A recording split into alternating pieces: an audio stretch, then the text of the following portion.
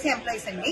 మేము ఒక 10 రోజులు నేపాల్ అంతా ట్రిప్ వేసుకున్నాము. నేపాల్ వెళ్ళొద్దామని అన్ని ప్లేసెస్ మేము ట్రావెల్ ద్వారా బుక్ చేసుకుని వెళ్ళాము. బట్ వెళ్ళేటప్పుడు బై రోడ్ వెళ్ళాము. సొనాలి నుంచి గోరఖ్పూర్, సొనాలి, భైరవ ఆ ప్లేస్ నుంచి అలా వెళ్ళాము. ఫస్ట్ లుంబిని చూసాము. లుంబిని తర్వాత ముక్తినాథ్ వెళ్ళాలని మేము పోఖ్రా అనే ప్లేస్ లో మేము ఆగాము. పోఖ్రా అనే సిటీలో.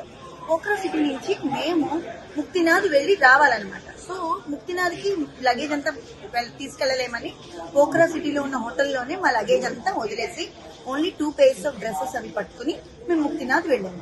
ముక్తినాథ్ దర్శనం అయ్యి మేము వెనక్కి వస్తున్నప్పుడు మేము ఇంకా పోఖ్రా సిటీ ఎంటర్ అవ్వకముందే మాకు మా డ్రైవర్, మేము ఏ డ్రైవర్ తో మేము ఇండియా నుంచి వెళ్ళామో ఆ డ్రైవర్ మాకు ఫోన్ చేసి మీ హోటల్ దగ్గరికి రాకండి, చుట్టుపక్కల చాలా దారుణంగా ఉంది పరిస్థితి, హోటల్ కాల్చేశారు అని చెప్పారు. మేము యాక్చువల్లీ నిజమని అనుకోలేదు, నమ్మలేదు. మేము హోటల్ని ఎవరు కాలుస్తారని అనుకున్నాం. కానీ మేము దిగేసరికి మేము వచ్చి మా వ్యాన్ మేము ఊర్లోకి ఇలా ఎంటర్ అయ్యాము. మేము ఏదైతే ముక్తినాథ్ వెళ్ళిన వ్యాన్ మా వ్యాన్ ని అక్కడ ఆపేశారండి. రోడ్డు తోవంతా మొత్తం కాల్పులు జరుగుతున్నాయి. అంటే చాలా కాల్పులు జరిగాయి. ఆ గవర్నమెంట్ ఆఫీసర్స్ అవన్నీ కాల్చడం మేము చూసాం ప్రత్యక్షంగా పోఖ్రా సిటీలో. అది చూసి మా డ్రైవర్ చాలా చాకచక్యంగా సందుల్లోకి తీసుకెళ్లి ఒక చందులో పెట్టి మమ్మల్ని నిలబెట్టాడండి. అయినా సరే ఆ దగ్గరికి కూడా పిల్లలు వచ్చేసారండి. ఫుల్ వెహికల్స్ 2 wheelers తో వచ్చి మా వెహికల్ మీద కూడా కొట్టారండి. వాళ్ళు కొట్టి అడిగితే లక్కీగా మా డ్రైవర్ నేపాలీ అవడం వల్ల వాళ్ళ భాషలో వాళ్ళకి చెప్పారు, వీళ్ళు ఇండియన్స్ టూరిస్ట్, వీళ్ళని అనద్దు అక్కడ చెప్పడం వల్ల వాళ్ళు నెమ్మదిగా వెళ్ళిపోయారు. ఆ రోడ్డు మీద నుంచి మేము 2 hours అక్కడ ఉండిపోయి ఆ తర్వాత నెమ్మదిగా మా హోటల్ చుట్టుపక్కలకి వెళ్దామని హోటల్ వెనకదారని వెళ్తే ఇంకా మంటలు వస్తున్నాయండి. హోటల్ అంతా మంటలు వస్తున్నాయి. మా లగేజ్ అంతా కాలిపోయిందని తెలిసింది. మేము అక్కడ ఉంచుకున్నాం. మేము 12 లగేజెస్ ఉంచుకున్నాం. 12 లగేజెస్ ఎందుకంటే 10 days ట్రిప్ కాబట్టి లగేజ్ ఉంది. ఆ లగేజ్ అంతా కూడా కాలిపోయింది. అండ్ అక్కడ సిలిండర్ కూడా ఆల్రెడీ పేల్చారు, అంటే అంటించి ఉంచారు. సో దాంతో మేము లోపలికి వెళ్ళడానికి కూడా మాకు ధైర్యం చాలలేదు. లోపలికి అలౌ చేసే పరిస్థితి కూడా లేదు. సో అక్కడి నుంచి మేము ఏం చేయాలో మాకు దిక్తోచిన స్టేజ్ లో ఉన్నాం. ఆ టైంలో రోడ్డు మీద అప్పుడు మా డ్రైవర్ ని కూడా మా ముందు మేము ఇండియా నుంచి తీసుకెళ్లిన డ్రైవర్ ని కూడా కొట్టారండి. ఆ వెహికల్ ని కూడా డ్యామేజ్ చేశారు. అతనికి బాగా కొట్టేశారు, పూల కుండీలతో కొట్టేశారు ఆయన. సో ఆయన కూడా కొంచెం దెబ్బలు తిన్నాడు. మొత్తానికి ఎలా అయితేనే ఇంకో హోటల్ తీసుకెళ్లాలని మా ట్రావెలర్ అరేంజ్ చేసిన ఆ హోటల్ రోడ్డు కూడా మొత్తం బ్లాక్లు అయిపోయాయని అప్పుడు మా డ్రైవర్ కలిసి ఇంకో హోటల్కి తీసుకెళ్లారండి. ఆ హోటల్ చాలా బాగుంది. వాళ్ళు చాలా మర్యాదగా చూశారు మమ్మల్ని.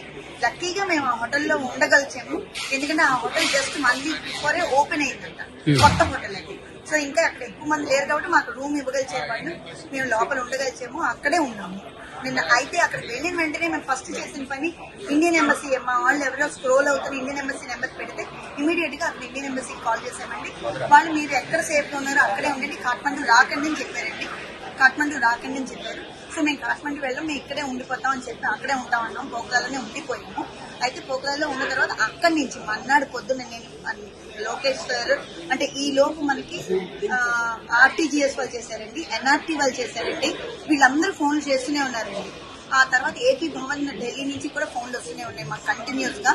And at morning 10:30 also sir Lokesh sir తోని వీడియో కాల్లో జూమ్ కాల్లో జాయిన్ అవ్వమని కూడా మాకు మెసేజ్ వచ్చింది.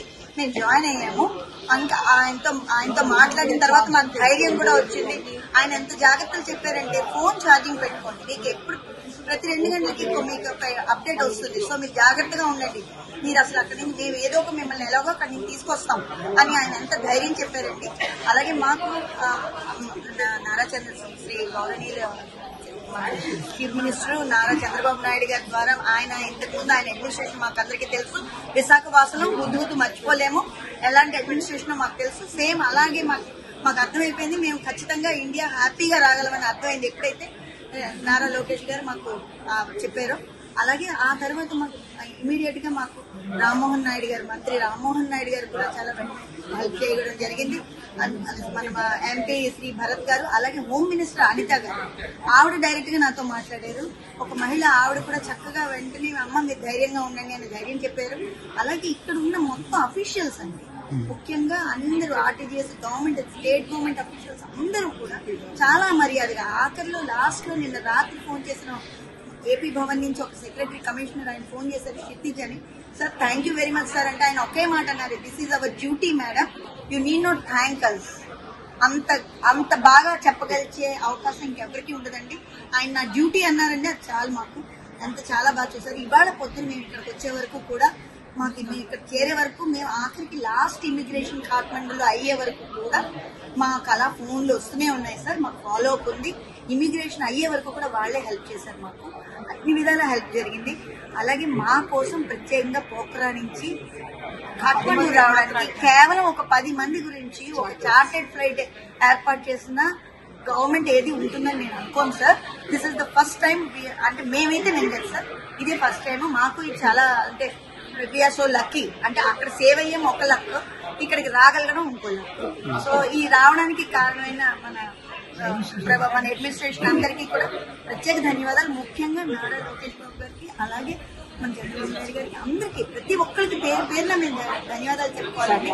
అలాగే ఇక్కడి నుంచి ప్రతి వాళ్ళు మేము సేఫ్ గా రావాలని కోరుకున్న ప్రతి ఒక్కరికి, మా గురించి ఆలోచించిన ప్రతి ఒక్కరికి కూడా మేము ధన్యవాదాలు తెలియజేసుకోవాలండి. It's our duty, it's also our duty.